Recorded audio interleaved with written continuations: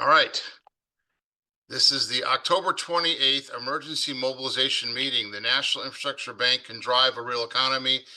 My name is Randy Voller. I was the former state party chair of the Democratic Party in North Carolina. I was a mayor for 4 terms, founder of the Labor Caucus in North Carolina. And we're really excited to be here tonight. We've got a lot of great guests, and we got the bill introduced, which is something that we've been working on for the last year. So I'm going to introduce Congresswoman Delia Ramirez. She's a U.S. Representative for Illinois' 3rd Congressional District. She's been serving since January 2023. Before Congress, she was a lifelong Chicago resident and community leader, serving in the Illinois State Legislature and as the Executive Director of the Center for Changing Lives. She was the first Latina elected to Congress from the Midwest and is known for her work on issues including affordable housing, immigrant rights, and climate action. Congresswoman, take it away. Thank you, Randolph. You able to hear me okay? Yes. Oh, good. Well, it's really good to be with all of our friends as we continue to work for the National Infrastructure Bank and as we roll out this important legislation.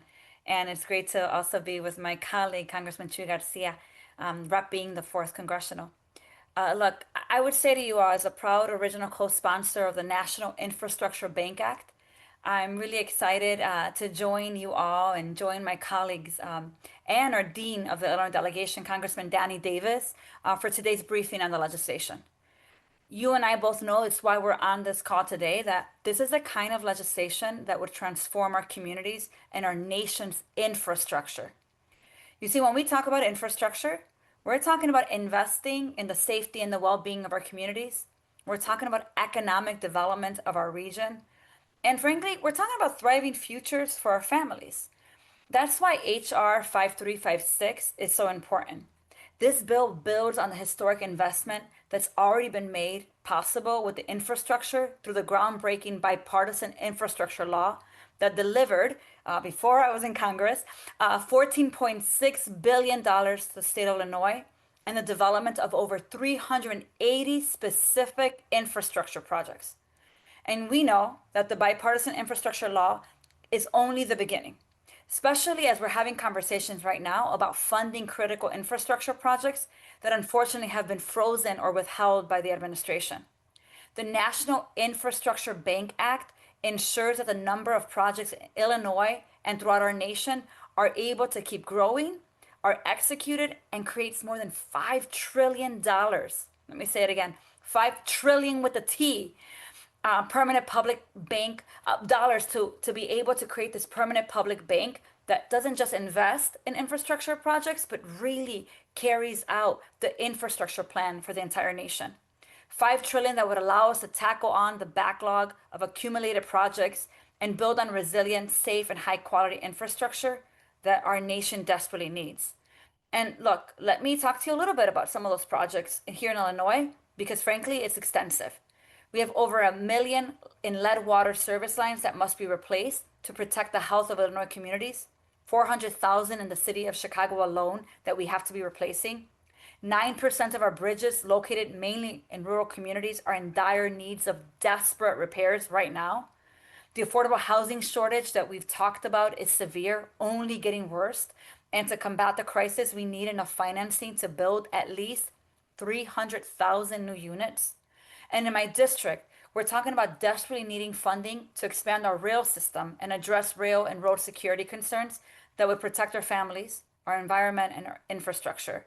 I can go on for 10 more minutes, but I don't have 10 more minutes. The point is that the list goes on. You know the critical projects that we desperately need. And it's why I am on board with Congressman Davis, with Congressman Garcia, and my fellow Illinois colleagues, and the other 44 members who are co-sponsoring this bill. And I'm really hopeful that as we have this conversation and dialogue today, more colleagues join and help us bring our infrastructure, frankly, to the 21st century. So I want to thank you all for joining us, for learning more. It's been an honor to be part of this coalition, be an original co-sponsor. And let me end in saying this. This is a time, this precise moment, for us to keep moving the National Infrastructure Bank Act of 2025 forward. It is the right thing to do. It is smart. and we desperately need to be able to get it to the finish line. So let's do it together. Thank you very much, Congresswoman.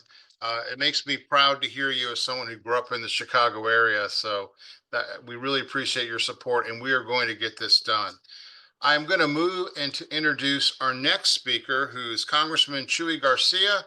Congressman Garcia is a U.S. Representative for the Illinois' 4th Congressional District, serving since 2019. He was born in Mexico. He immigrated to the United States in 1965 and has a long career in public service, including roles on the Chicago City Council, the Illinois Senate, and the Cook County. So, Congressman, you came up the right way. You went local to federal. Welcome. Thank you so much. It's a pleasure to join you, Randolph, and everyone on the call. I represent the 4th District in Chicagoland, includes the greater southwest side of the city of Chicago, where Midway Airport is located, and then go into 23 suburbs. And it's great to follow my colleague, Delia Ramirez. Thank you to the National Infrastructure Bank Coalition for the invite. I'm coming to you live from DC, where Democrats are back in town and ready to come up with a solution to reopen the government. Unfortunately, it seems like our Republican colleagues are not so eager to get back to work. We've been now out for a month. And now, roughly 13,000 air traffic controllers and 1.4 million federal workers have missed their first paycheck. Soon, families will be faced with difficult decisions as SNAP benefits get cut off. The Trump administration is using this shutdown to extract further pain and to push the cruel agenda.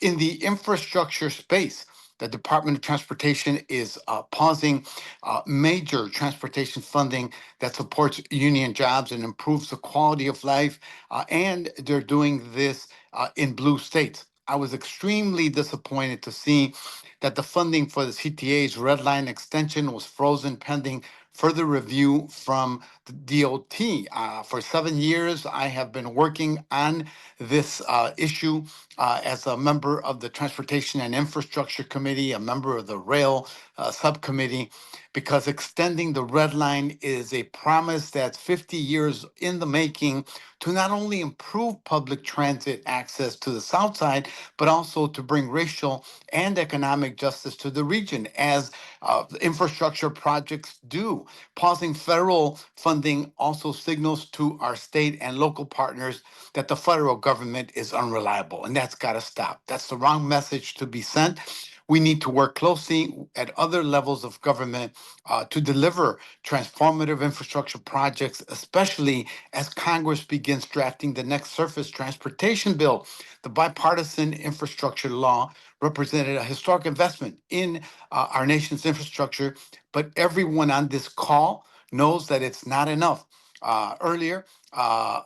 Enter, I should say, Congressman Davis's bill to create the bank. The $5 trillion public bank would be used to invest exclusively in the infrastructure project. It's the only viable way to go, and it represents a permanent funding stream for projects. No relying on how good, how bad things are in the economy. It's permanency from high-speed rail to lead water service line replacement. The bank could have a transformative impact in Chicago and Illinois and communities nationwide. And that's why myself and 44 others, as the Congresswoman stated, have agreed to support it this year.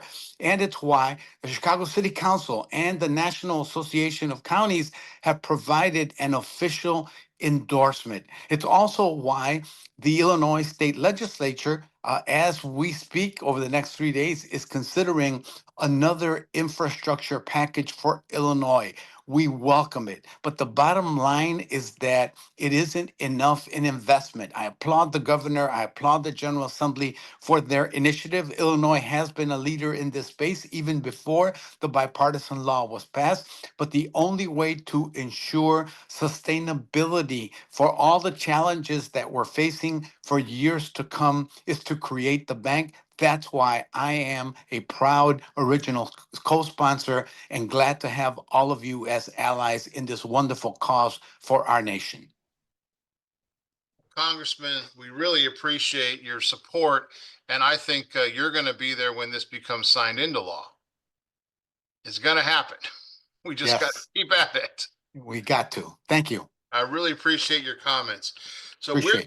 we're gonna move over to Alfeco Mutardi, who have been on many phone calls with, talking to people around the country. She's a professional macroeconomist, former senior economist for International Monetary Fund, and chief economic advisor for the Coalition for a National Infrastructure Bank. She has testified in numerous state legislatures and city councils. She's an expert in macroeconomic assessment of the United States economy, including the development of major policy initiatives to finance unmet infrastructure needs. So Alfeca is going to talk about the bill itself. And, we've got this introduced again with more sponsors than last time. So take it away, Alfeca. Great. Thank you very much. And it's wonderful to see all of you. Let me just pull up my slides here. So we have reintroduced the bill in mid-September.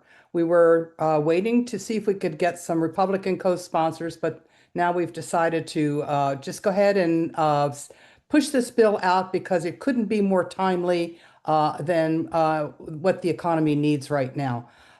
We have had a lot of momentum coming out of the gate. We started out with 32 members, original signers onto the bill, and now we're up at 44. There's a few that aren't showing up here yet because of the government shutdown.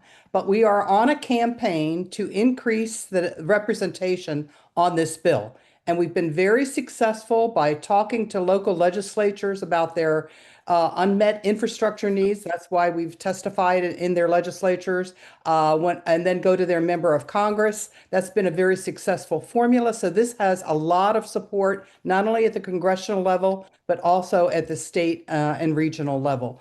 And so we're here to see if some of you can help us with your campaigns in your particular states. For those who are new onto these Zoom calls, I just wanted to quickly give you a rundown about this bank. It's been done 4 times before because we've had budget problems 4 times before in our nation's past and budget crises, starting after the American Revolutionary War when we were broke and going through the Great Depression and World War II when, again, we were broke. So we need an off-budget bank that provides, as Congressman Garcia said, reliable, long-term financing for infrastructure. And that's what these banks did.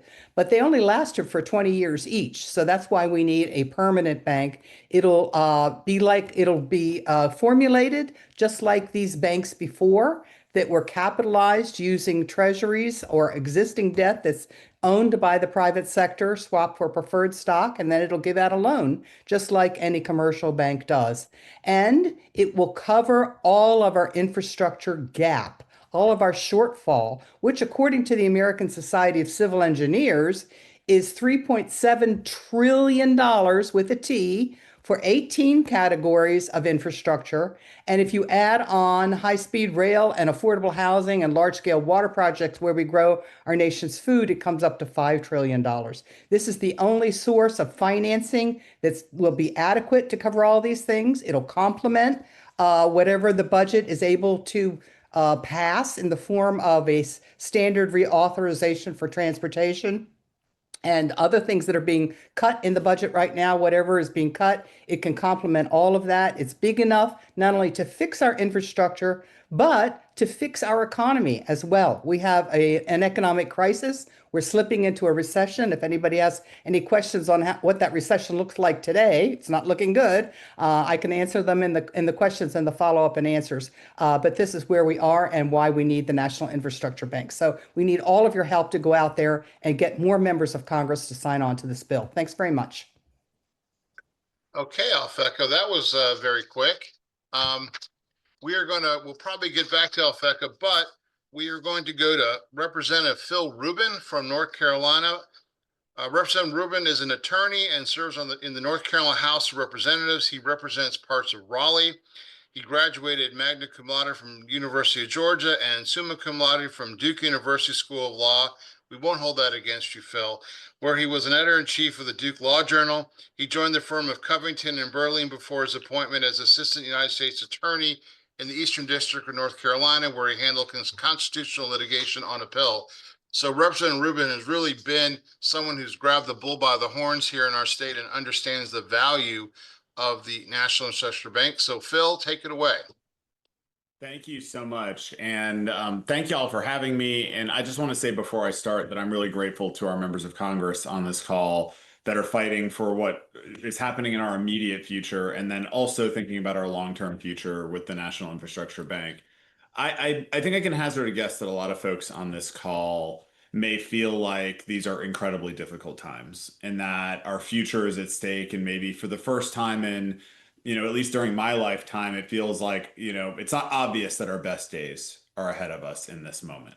And so I think maybe it even feels like we're past that era where America did big things. And that's what has me so interested in the National Infrastructure Bank. And, it's interesting. If I can mention, like, this goes all the way back to the founding era, to Alexander Hamilton. And one of my favorite stories of the framing of the Constitution involves Benjamin Franklin from the same time period. They've spent all summer fighting about the Constitution. And then as they're just finished wrangling over it, they're getting ready to sign it. Benjamin Franklin is commenting on a picture of a half sun on the back of George Washington's chair. And he says, I've thought all summer long, trying to figure out if that is a picture of a setting sun or a rising sun. And I think now I have the comfort to know that in this moment, it is a rising sun. And what I really like about that story is the feeling that our actions decide whether the sun is rising or setting. And at every moment in trying times in the United States, we have managed to make the sun rise. And it has often involved doing things that are bold and new, or in this case, bold and actually quite old. And in my mind, making the sun rise again for us will mean two things. It means solving these fundamental problems that we have with the budgets in all of our states and in the federal government with funding big projects, and also restoring our confidence that the United States can do big things.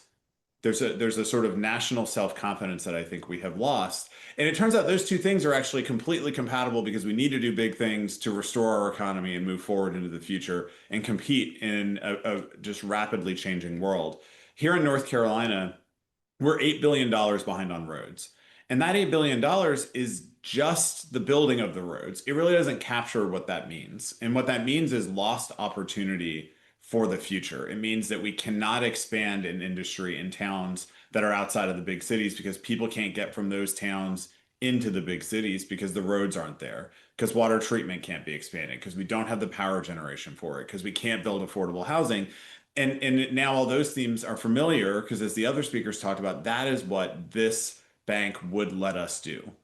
And it would let us do it in a way that is fiscally sound, is something that we can get excited about, and also keeps, and this is something that's very important to me, that keeps the independence of local communities to decide on what they want to do. They can apply for the bank and the things that they need to shape their own future and make the sunrise for them. So there's, anyone who you bring this to the first time asks how we can afford this, and you can give them the technical explanation.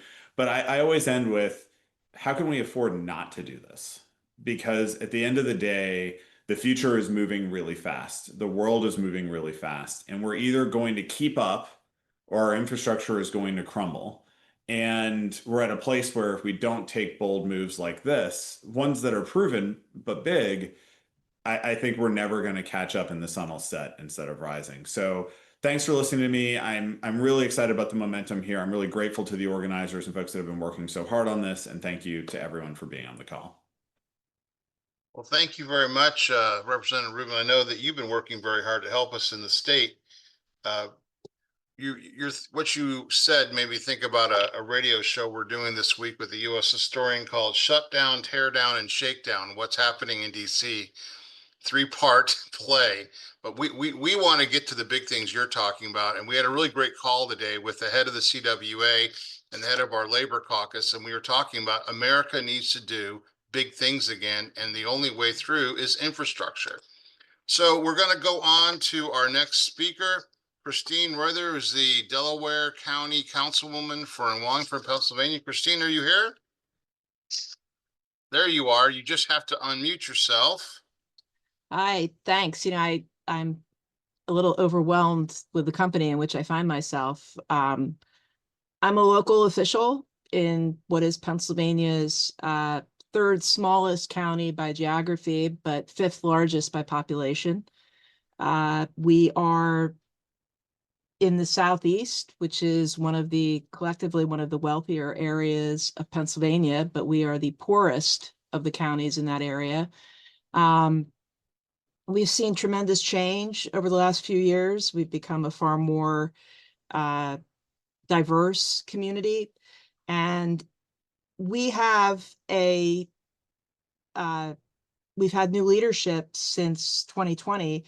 Before that, for over 150 years, it was controlled by people who, I don't think for that whole 150 years, but probably the last 40 of those 150 years, believed that government was the problem and taxes were the problem. And it led to a huge lack of investment.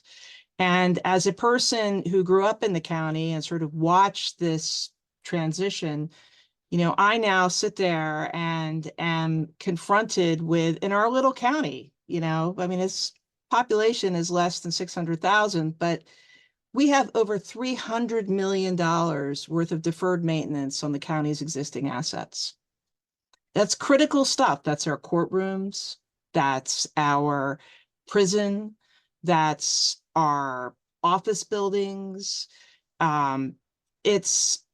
It's difficult. And we've been spending, at this point, we've already borrowed about $150 million in my time on the county council, which is just since 2020, to deal with problems, most of which people don't see. It's redoing the structure of our parking garage so we don't lose our second parking garage in less than 10 years to condemnation because of structural issues. It's going in and replacing roofs that we knew, or I shouldn't say we, that the county leadership knew, we found the reports, needed to be replaced 20 years ago. It's that kind of stuff that that we're taking care of now. And I, as part of my role as a county commissioner, I sit on something called the Delaware Valley Regional Planning Commission, which is the metropolitan planning organization. I sit on the board of that. And it's the metropolitan planning organization for the Philadelphia region. Literally, there's billions of dollars worth of work that needs to be done in southeastern Pennsylvania on the roads, the bridges, our transit system.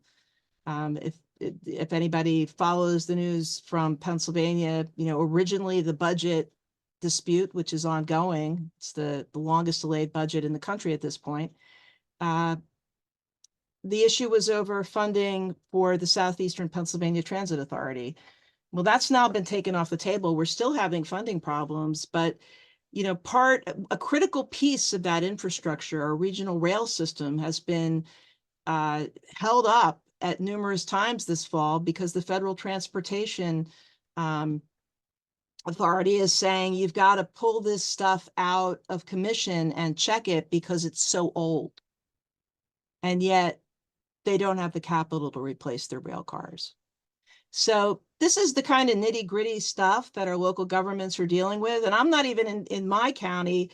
We have municipal authorities who handle things like sewer and water, and they have enormous requirements in terms of needing to invest.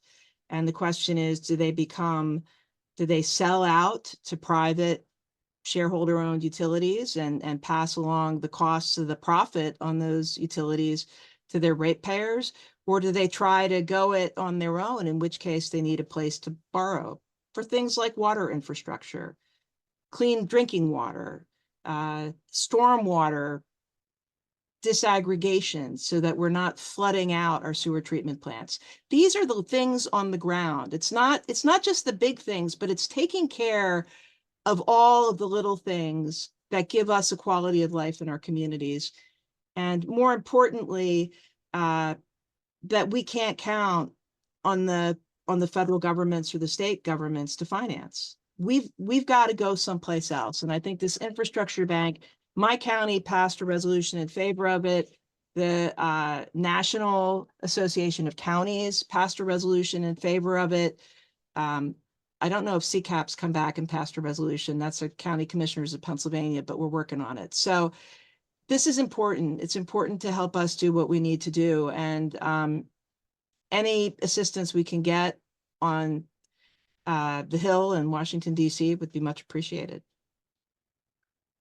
Thank you very much for your comments and insights. And I do think it's important that we have, our local, state, and federal officials on these calls, because to me, that's the tie that binds our government. And it's the local officials like you and the years I served, we're right there on the ground dealing with those potholes, dealing with the issues that people actually call you at night about. Our next speaker is Renee Price, who I've known for years. Renee is a Democratic member of the North Carolina House of Representatives. She's represented the 50th district, including all of Caswell County and portions of Orange County, where Chapel is located, since 2023. She previously served on the Orange County Board of Commissioners. She was on the board from 2012 on and served as the chair as well. She holds a Bachelor of Arts from Tufts University and a Master of Regional Planning from Cornell University. Representative Price, welcome. Thank you and good evening, everyone. Well, there's very little left to say, but first of all, I want to thank the members of Congress who have introduced and supported this bill, and very pleased to say that our Democratic members from North Carolina have signed on to this bill. I have to echo, I think it is absolutely critical and necessary to have some resource for, or basically a pot of money, to take care of some of these, to take care of the infrastructure issues, because we're talking about, matters that are critical to being able to live decently and prosperously in the United States.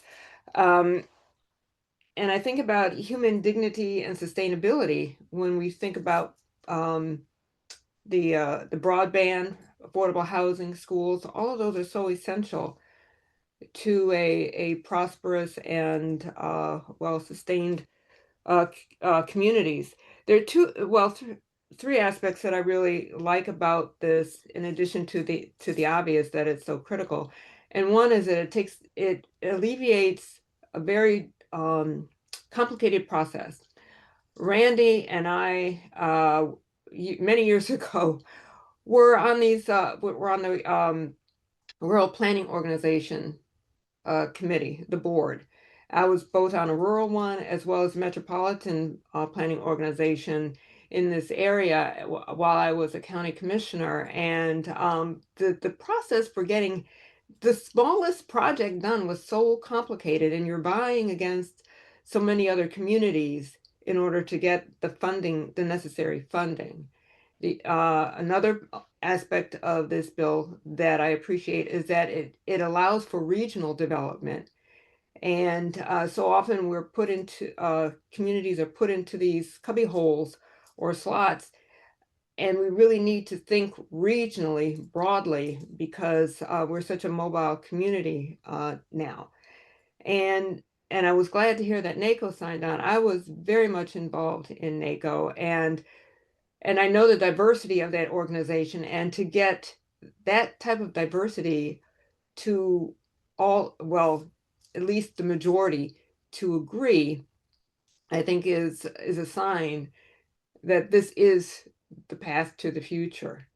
So I don't think there's much more for me to say other than thank you. And I think this is a very critical tool, necessary tool that we need for growth and development in a sustainable and sensible way. Thank you very much, Renee. And we did serve many years on the Rural Planning Organization for 4 counties. Every state has these similar setups, whether they're the MPOs or RPOs.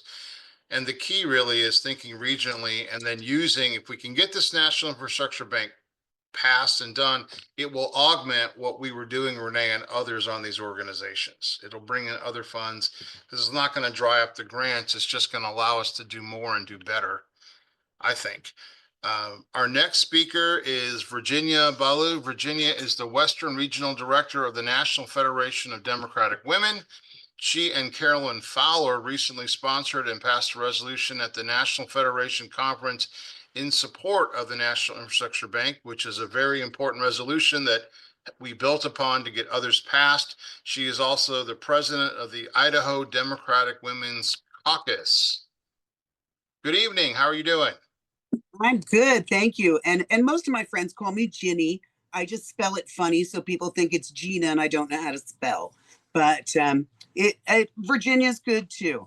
Thank you so much for asking me to speak tonight. I'm really honored with this company. And in my role, just a little bit, I grew up on the East Coast, 20 miles north of New York City, and the train is some of my earliest memories of all the moms. I'm old, so all the moms lined up in their house coats with the curlers on, dropping off dad at the train station. And that's how you went into town to go see a movie, to go see a big show. That's how you took the Amtrak, both when I went to school in Vermont, summer vacations, we'd always take the Amtrak for spring break. So moving out here to Idaho when I was barely 18, we took the Amtrak. It still came through here. It was once a day, but it was something. There was traffic for people, and they took that away and decided it really wasn't a useful thing here. And we now have some really great people involved that I'm trying to get tied into this group that can speak much more eloquently on the numbers for train usage and that are working from the Amtrak board. So we'll continue to push to get her on. But we here in Idaho, we've got roads the same as where I was in New York. Some of those roads were done by the CCC nearly 100 years ago. Most of the roads that go around the mountain towns here. 20 years ago, over 70% of Idaho's bridges were given a D grade or lower. So a lot of these communities, that's the only way in and out. You don't have that one bridge, you're not getting in and out. So, and especially as we have Hurricane Melissa bearing down and looking what that's going to do to somebody's infrastructure. It doesn't take much to really be in need. And we have broadband issues here. I'm right outside of the Capitol in Boise, and I can't have full coverage all the time. So I want us to be looking at, it's time to stop kicking that can down the road. We need to be looking at this as the incredible mechanism that it is and tool for us to be able to invest in our communities, get people in our communities working that are spending that money back in their communities, which just helps all of our economies grow, and can have ways that people can move around without having to be just one person, one car. So I thank you so much for having me. And I know this is the right way to go, and anything I can do to help promote it as I go through our Western states, I'm on board. Well, we definitely appreciate your support. I was scrolling through my phone. I swear we met each other at 2024 convention in Chicago, because North Carolina was next to Idaho. Yes. And I was sitting with my good friend, Congressman Don Davis, who's actually, they tried to redistrict him out. So he just introduced a bill to end these redistricting efforts, that they're doing.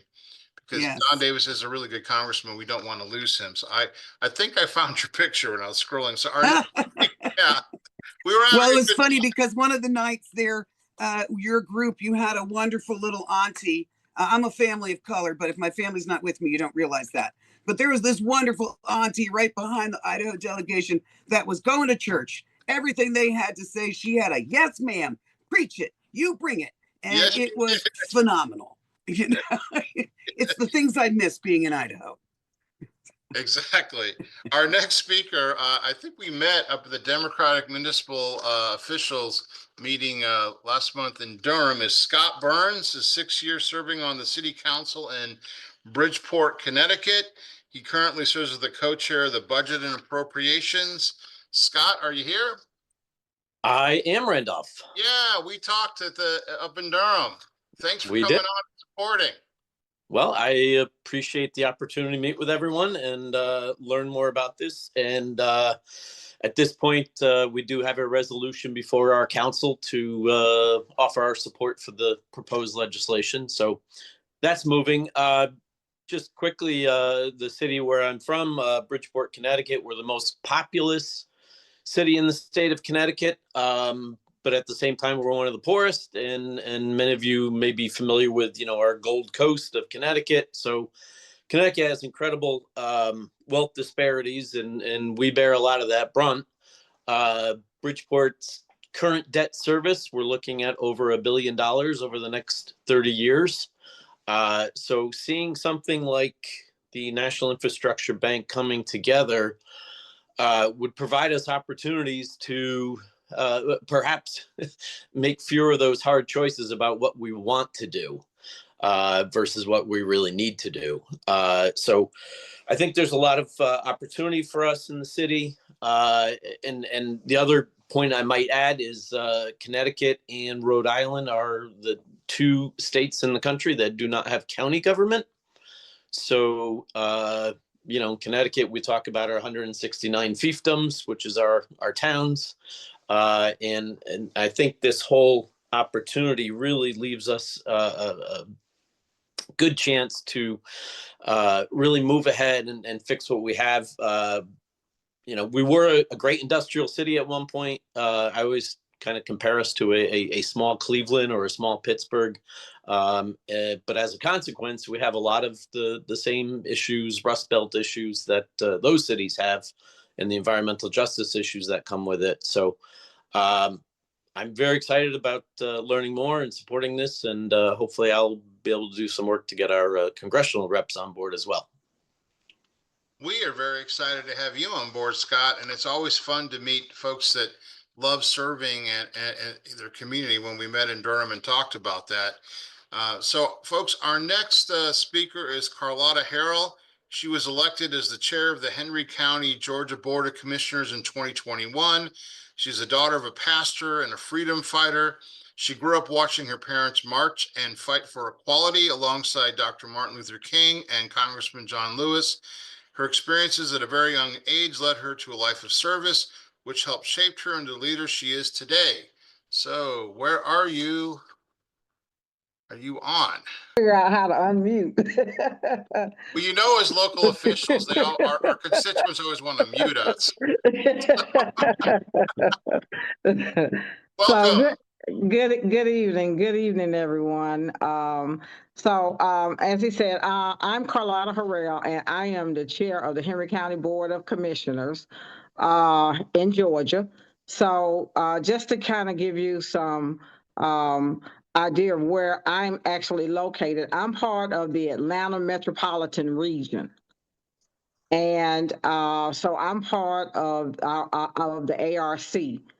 My county is located about 15 miles south of Hartsfield-Jackson International Airport. So we have been one of the fastest growing counties in the nation, and still are in that top number for being one of the fastest growing counties. My population currently right now sits right up under 300,000, and is expected to almost double in the next few years.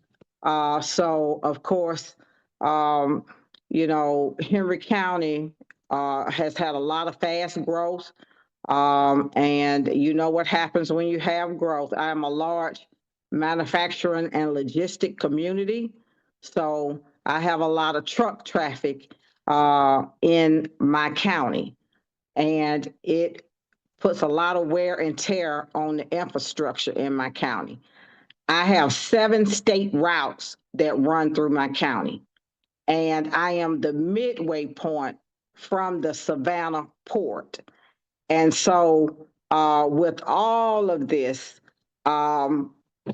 it puts a major, I have the worst traffic.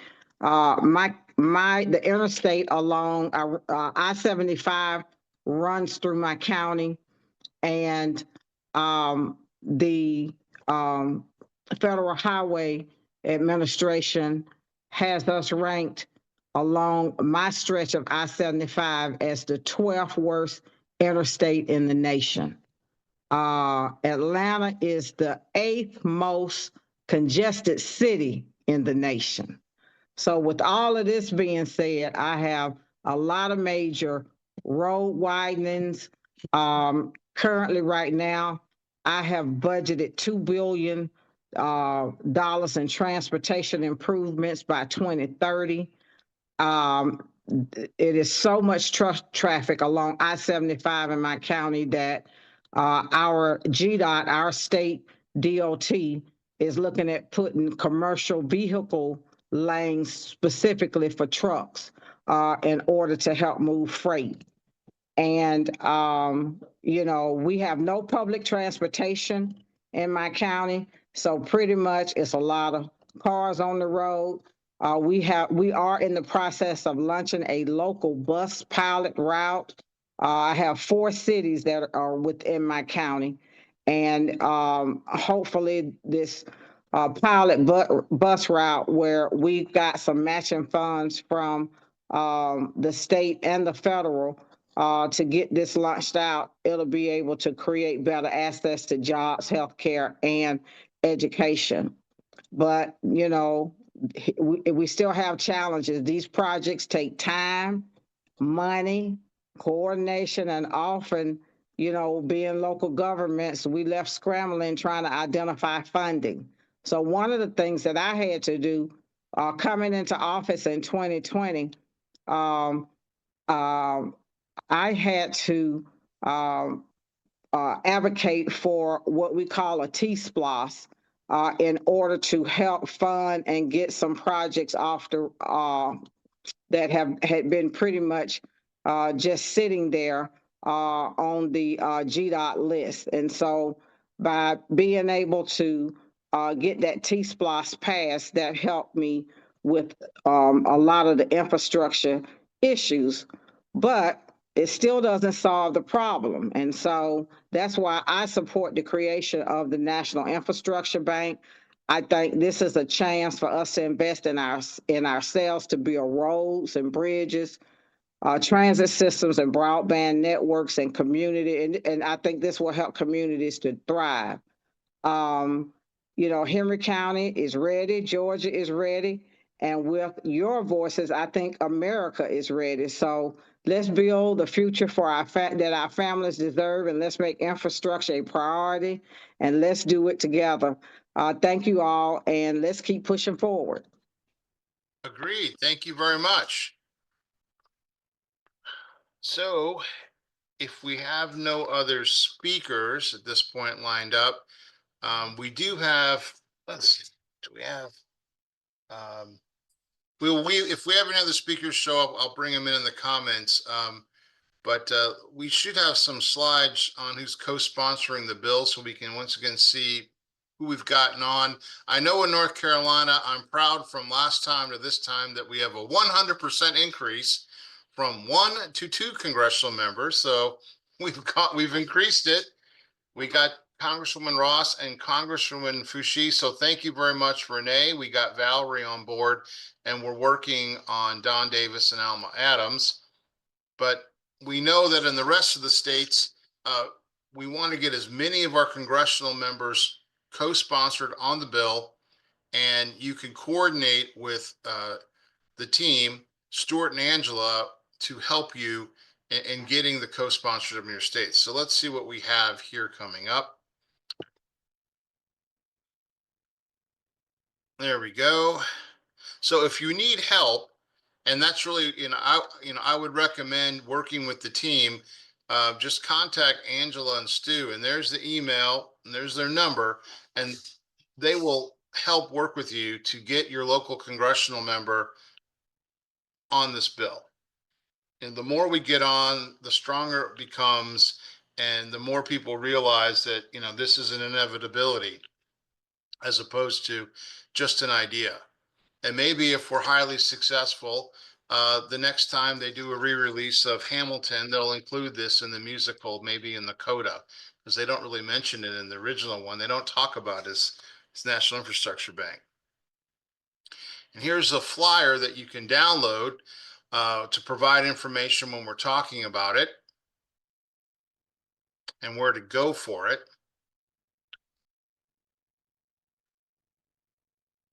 And of course, we have the action page. And naturally, we are always trying to continue to raise some money. I've managed to get some groups to support them, but if everyone can do a little bit, or they know someone that can do a little bit, it does allow our volunteers, essentially allows Stuart and Angela, who are amazing at what they do, to go to these places, like go to the DNC meeting, go up to Philadelphia, come down to Durham for the Democratic Municipal Officials meeting, and make contacts and continue to move this forward, because it's going to take a national effort. And I'm pretty amazed at where we've come in the last 15 months since I first met them in Chicago. So at this point, we could open up for some questions, some Q&A. Anyone want to speak? Randy, maybe you want to speak. You know, the other Randy, and you went and got your hat, so now I'm jealous. So well, I could tell you a lot of things that aren't true. Right now, we are in the middle of elections, as I think the rest of the country is, and getting people is a little bit hard right now. But come about yeah, about just over 1 week from now, we'll be hitting this really hard again, and see if we can't get Strickland.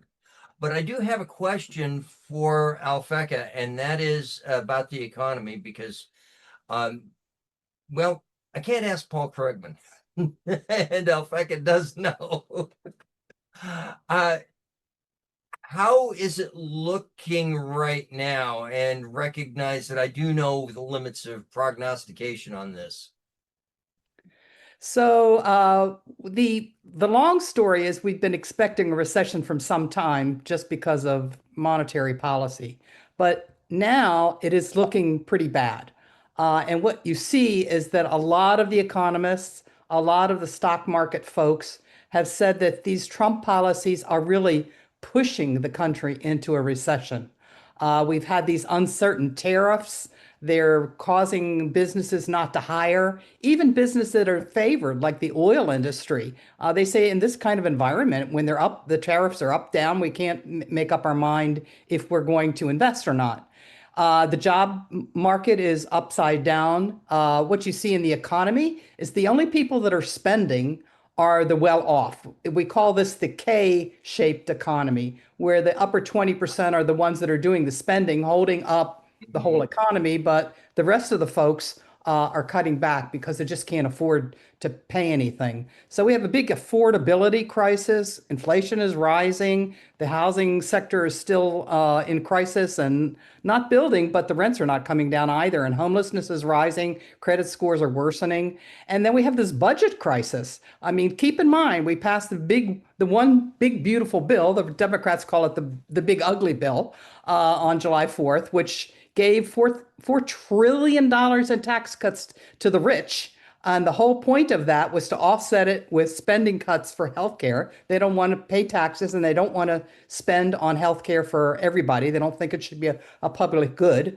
Now the government is in shutdown for 4 weeks now, as the congressman mentioned, and the GOP needs the help of the Democrats to open it back up again, but they're playing, it's a Mexican standoff. They're saying, okay, boy, then you have to fix these cuts, especially for the Affordable Care Act, which is going to cause insurance premiums to skyrocket on November 1st. SNAP food things is another crisis. They did their 11th vote, I think, in the Senate for reopening the government. It didn't go anywhere. And there's a farm crisis, a banking crisis, a political crisis. So all of those things will pull the economy down too. It's really not looking very good. If we fall into a recession, there's the traditional way to get out of a recession was to cut back on interest rates. That might help a little bit, but it might only help the stock market, not the real economy, and to have stimulus checks, but that adds to the national debt. So the beauty of a national infrastructure bank is it can lean against a recession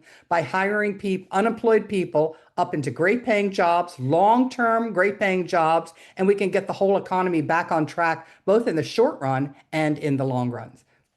Thank you. I will say quickly that I don't think we ever discussed it, but I work for a manufacturing company, and the tariffs have hit us hard. We're still profitable, but it's by a thread. Yeah. And he's doing nobody favors with this nonsense. Agreed. So we have a question from Yeah. Ingrid Claire. Randy, Yes. this is Michael Roberto. Okay, Michael, if you could hold 1 second. We have Ingrid with a hand up, and then I'll get to you. Fine. Ingrid? Hi, I was Okay. going to say, as a business owner and the businesses that I work with, because I'm an accountant, we are going to pass on those tariffs to the consumer because we're not going to eat our already little profits that we have. And so I think people just need to understand that. And the second thing I wanted to say is, Alfeca, we have a couple of new people. And when you get a chance, if you could just go over the bond thing and how we finance it so they can understand that.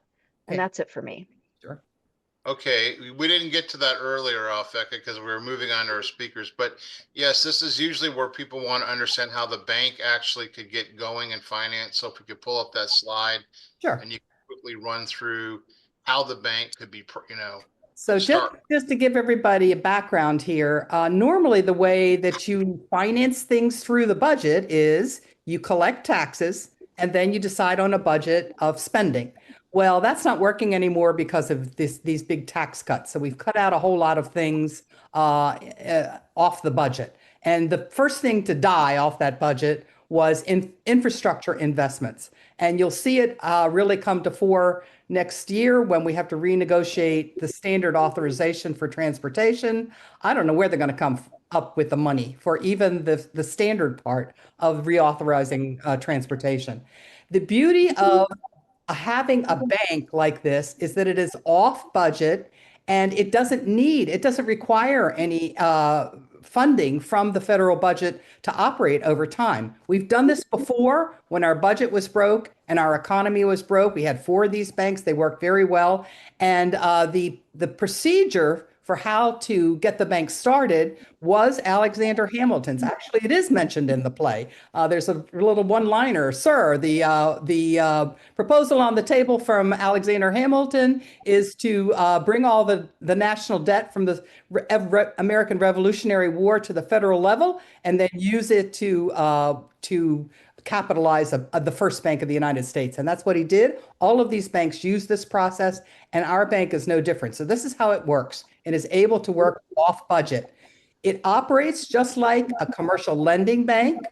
So it needs to be adequately capitalized. That's money that the owners invest into the bank in order to backstop the loans in case anything goes bad, the economy goes bad, anything like that. And to do that, we use Alexander Hamilton's method.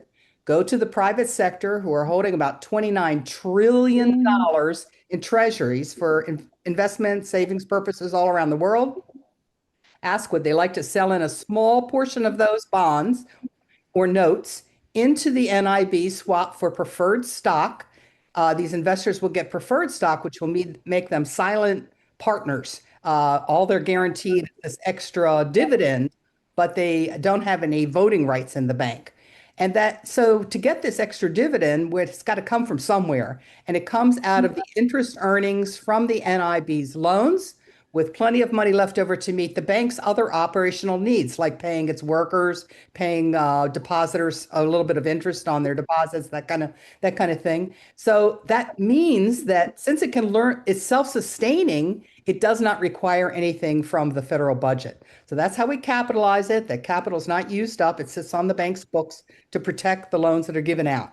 And then the bank goes on to give out a loan, the same as any commercial bank. uses the same accounting software, banking rules. People ask where does the money come from that the bank lends out? You might be surprised to know that banks create money when they give out a loan. It's part of their accounting process. If anybody wants to read on the nerdiness line by line of how a bank creates money, they've created 90% of America's money supply. There's a paper on our website on about that. However, this is a public bank. So we want to give out the very lowest interest rate loans that we can because these borrowers would be state and local governments that own public infrastructure. They can come in directly, either with a regional plan for several counties or with an individual plan to build schools in the counties, whatever it is they need. They are the ones who choose the projects, and then the bank will help them to formulate the loan requests and the engineering planning if they need that help. So that's how the bank works. Okay, I hope that gave you, Ingrid, what you needed to hear. Do we have any comments from Renee? Renee, do you want to say anything, or Christine? Yeah, I just wanted to point out that, we have to borrow anyway, and we are going to hit the limits of our ability to borrow, not because we're going to run up against our borrowing capacity as our financial advisors tell us what it is, but we're going to hit the limit because we're going to run up against just how high we can raise our taxes to do the debt service. Because we're also, we're in a state where our only revenue is the property tax. And so it's a tough row to hoe because we don't have any kind of tax base that rises with inflation. But we expect to borrow, but to be able to borrow on terms that would either allow us to structure the interest payments in a way that we could keep within our existing financial framework, which we might be able to do with a public bank, but is tougher to do when you're negotiating with private banks. So I don't think there's, when I said we're not going to get help in funding this from the state or the federal government, we're not going to be able to look to them to borrow the money and then issue grants at our level, maybe for the federal highway system, but it's going to be hit or miss, especially if the current administration's worldview continues to take root and people reward their friends and don't distribute funds based on need. So I think the fact that this is a bank that has to, and people are expected to repay the loans is something that municipal governments, county governments, school districts, we're all used to that. But being able to do it on terms that will allow us to borrow at the numbers that we need to borrow at without completely maxing out our revenue capacity to handle the debt service is what makes this so attractive. Agreed. Representative Price, you want to make any comments? No, not at the time. Christine basically said everything that I would have said. Okay. Carlotta, do you want to say anything more? You're muted now, but if you wanted to say something more. No, I'm good. Thank you. Okay. Councilman Justin Shore. Hi, I'm Justin Shore from Clearwater, Kansas. I chair the local elected officials caucus for my state party. The region around Kansas City would be very friendly to this, I suspect. They're all good voting council members up there. What would be the best way to get information on this to present to them to get them on board? And once they're on board, bring on Congresswoman Sharice Davids, who represents that corner of the state until redistricting happens.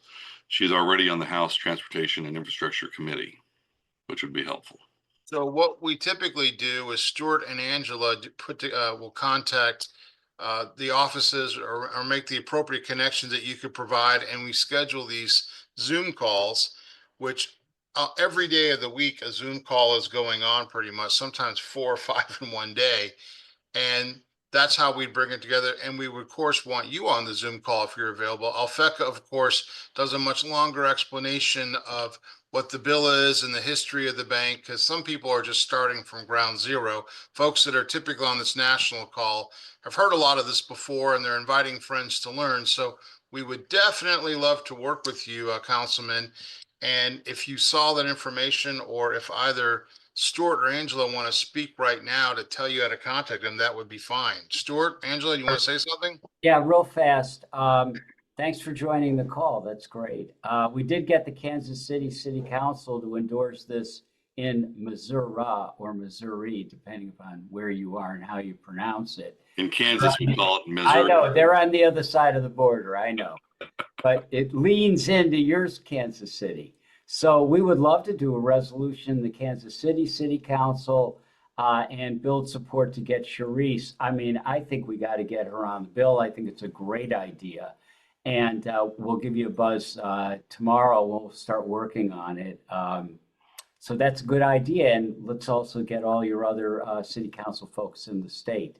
Really getting that you got on the call. That'd be great. That would be great. The more people we can get, the better, because, you know, we're pushing this hard, and you just never know when it's going to break and when we're going to get this thing passed. And I'll give a quick example. I just went to a council in Detroit, a city that's on, rebuilding, and it's pretty amazing the things they're doing up there now. And I actually met Dwight Eisenhower's great grandson. Speaking of folks from Kansas, Merrill Eisenhower Atwater was his name. And he told me this crazy story when we were able to drink some bourbons at the bar about how Dwight Eisenhower, his grandfather, was finished being the leader of, in Europe. So this 5-star general, and had nothing to do.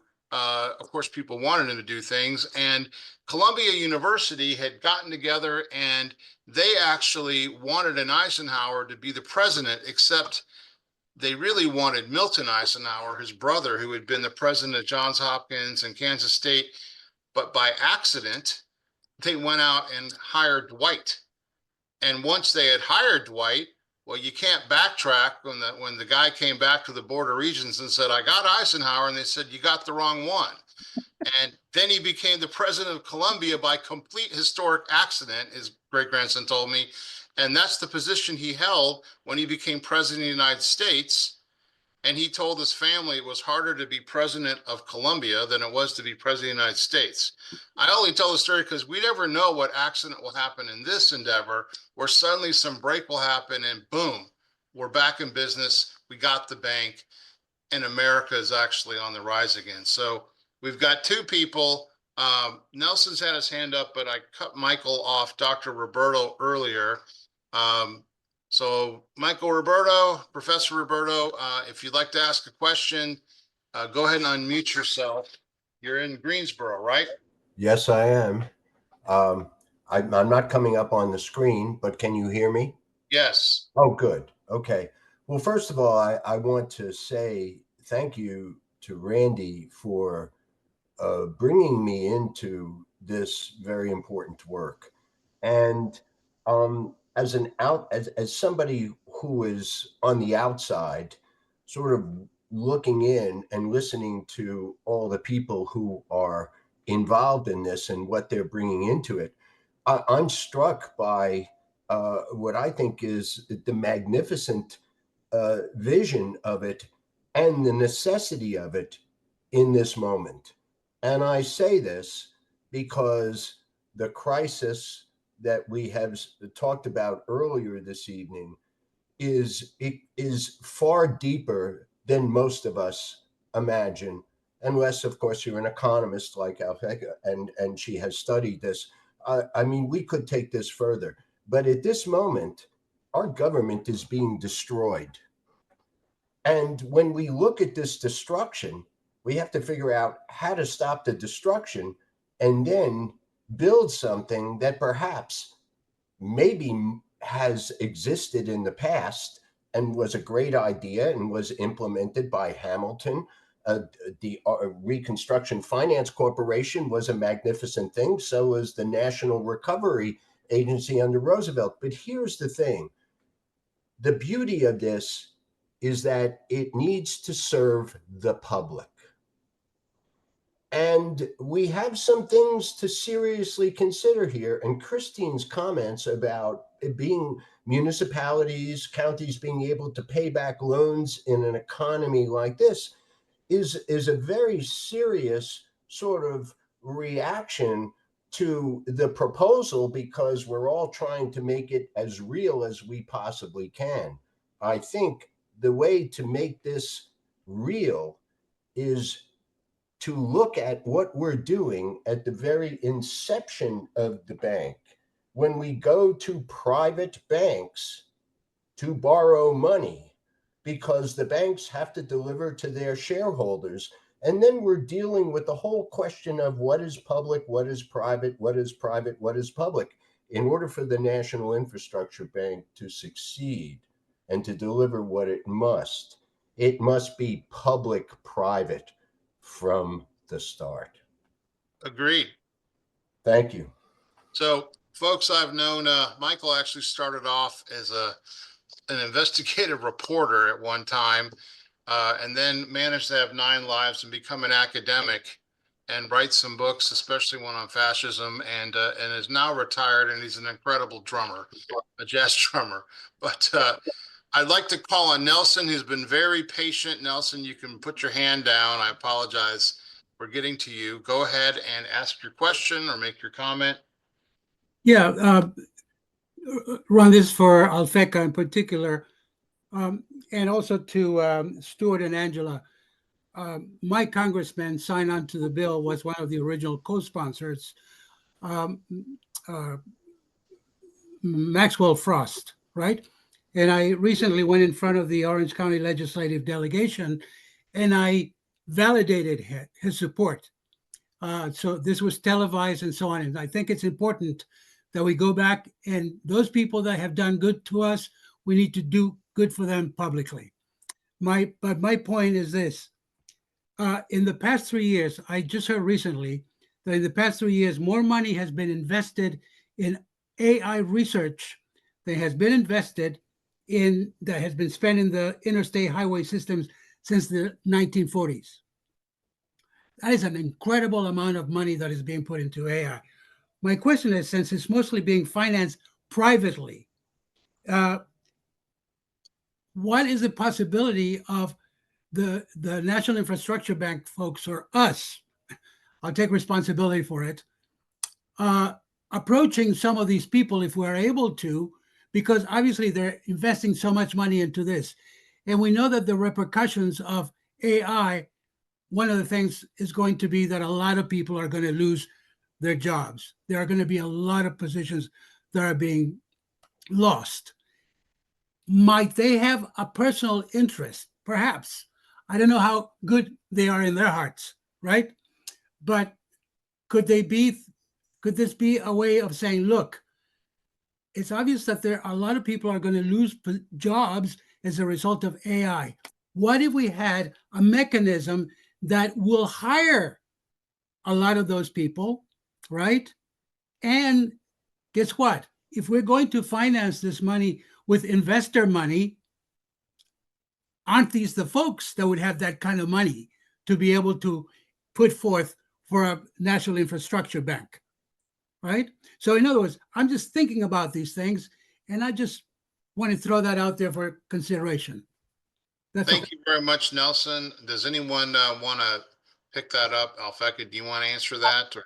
Yeah, go ahead. Yeah, just quickly, we do have a structural disconnect in our workforce right now.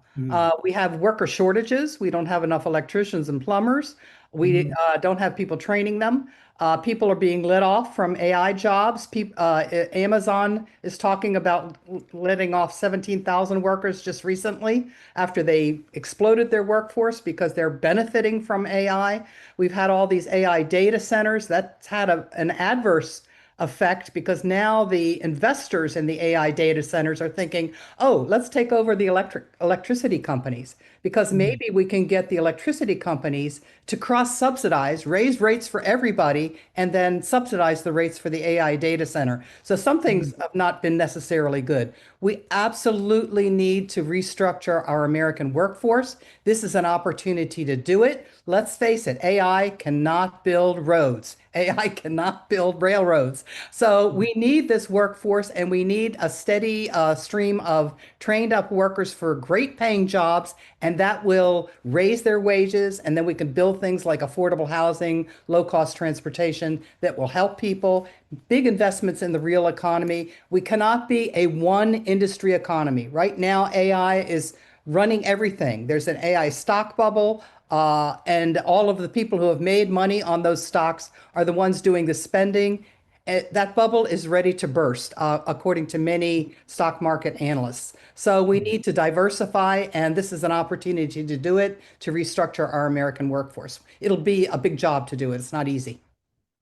Thank you. I'd like to jump into on that to maybe this will help. The private industry has always had the opportunity to do this, but they really are very, they're doing it for their own interest. And obviously politicians are doing it for their own interest. So the idea of this bank is really keeping it away from politicians and away from people like Musk or whoever from kind of devouring this because they will take advantage of it. And really the purpose of this is for us, is for the community. And we just don't want them to do what they usually do. And that's what they take advantage of it. So keeping it separate and keeping it public is really a good way to keep it separate. If they want to contribute in some way or they want to buy bonds, and obviously they can do that, and they could at any time build schools or buildings or whatever, but they don't. They usually have 3 or 4 units for low housing, and then the rest is all profit. So that's why we have to kind of take it upon ourselves and really make sure the money goes where it should, which is to the municipalities and government, and I mean the projects. That's Agreed. I'll leave you with one final thought from Merrill Eisenhower. So as we were drinking our bourbons, he grabbed my arm and said, his great-grandfather worked on the Marshall Plan, which was 13.6 billion, 14 billion, some say 15 billion. And he said, that's what we did in 1945 to rebuild Europe. And now, if you look at what that money buys today, about 150 billion or so, that's what we're funding ICE and DHHS. So the priorities of this country have completely gone off the rails. We no longer think about rebuilding communities. We think about imprisoning communities or containing communities. This is part of what this should all be about, is get this bank in because the priorities of our nation are way off course. This is just my personal opinion, but this is what he told me after 3 bourbons. So anyone else want to say anything before Ruth Fruland has got her hand up. Ruth, Dr. Fruland, how are you doing? You need to unmute where you are. Just mentioning the AI, I think that it's the purpose that people are developing AI for, the purposes that they're using it for. And in America, it seems to be, how do we make the biggest profit and not necessarily do anything worthwhile? Kind of shallow things that we seem to be doing in this country. But I've been paying attention to China. And if you want to have examples of infrastructure and infrastructure that is totally integrated with AI at every step of the way, you need to look at China. And I watch clips on YouTube, and it makes me feel good because I feel like there's hope for the future.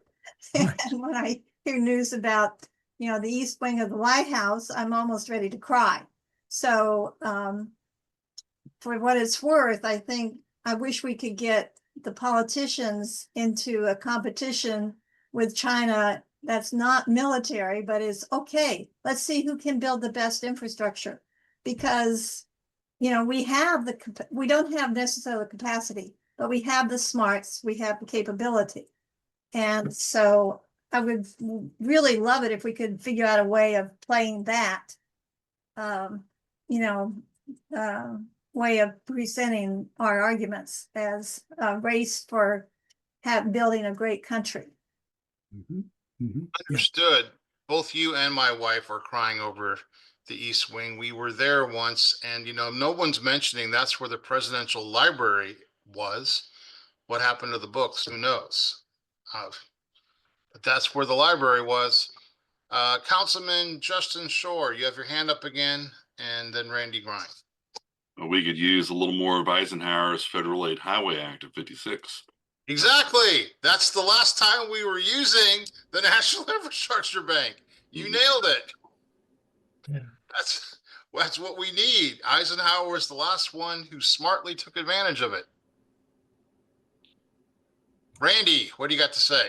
I just wanted to respond to Ruth's very reasonable idea that we should get politicians into a friendly economic competition on infrastructure. The only problem is we'd lose badly because China has 3 national infrastructure banks, and today we have none. That's one of the major causes of them growing so fast over the last generation. They've gone from being unable to support, unable to feed the population they had back in 79 to, well, a powerhouse today. I will always have hope, Randy, because I grew up in Chicago, and 20% of the fresh water on this planet is in the Great Lakes, and water is what's going to matter in the future. We got to keep it clean. That's what a lot of this is all about. Craig Schwartz, exactly. Fellow labor guy. Craig, are you there? Yeah, I'm there. I thought Randy might say one more thing. Hey, I'll say something since we're on the subject of China and everything else. I couldn't pull up this article, but others might. But a friend of mine from Cleveland told me it was in the Telegraph maybe a couple of weeks ago, where there was a group of U.S. tech executives that were sent over to China, that went over on a junket probably, and were shown a number of factories, dark factories that China has built. And these things are windowless factories, huge, and they're just run by robots building stuff. And apparently at the end of this trip, these executives came back scared because China is so far ahead of us in robotics. They have producing tens of thousands of robots building just stuff. And we can't do anything. In fact, we are hundreds. We measure our robotics, I think, in the country maybe in the tens of thousands. Europe is behind us. But in terms of AI and all of the other things that are going on, I think what Nelson was saying before, if you had those investors that were deeply interested in that, like Elfak was saying, invested in bonds or stuff like that, maybe locally, to build that kind of infrastructure that is necessary for them to do that, yeah, fine. But we have got to get our national crap together real fast. And this is just I've got to pull up that article at some point, but the testament is that we are way behind and we're twiddling our thumbs. Just wanted to put that in there. In this country, Craig, unless we have an influencer in front of a bunch of robots, I don't know what's going to happen. No, I'm with you 100%. I grew up in the Rust Belt, and I'm with you on that. Let's see. Scott Burns, do you have any last words? You came on earlier. Any of our other speakers? Do you want to say anything before we close the call? Sure, Randy. Thank you. Yeah, one of the thoughts I've had, again, just in terms of helping to get us up and moving and all that is, again, we're, an old state in a lot of ways, and we really struggle with, what are our infrastructure priorities. And I think this is something that would really help us get up and going in the right direction and take some of the pressure off of our state finances. And I think that's true for a lot of places. So I just think it's a great way to kind of look at a different way of how we can get ourselves back on track. Agree 100%. So again, I think everyone got the message of how to connect with Stuart and Angela in order to push your congressional members in your state. Our goal is to keep increasing the number of folks that are signed on. Right now, I think we're up to 44. And we still need just folks to contribute to the effort. It helps to send Stuart, Angela, and others to places that we need them. They really did great work up in Minneapolis with the Democratic National Committee and getting this resolution signed on, and it now is actually part of DNC policy. Also in Philadelphia, down here recently in Durham, where we met Scott Burns and others, but we definitely need to support. I've done my best I can with folks that I know that believe in this, but just whatever you can do, do. And if there are no other comments, I will bid you all adieu and we'll call this meeting closed.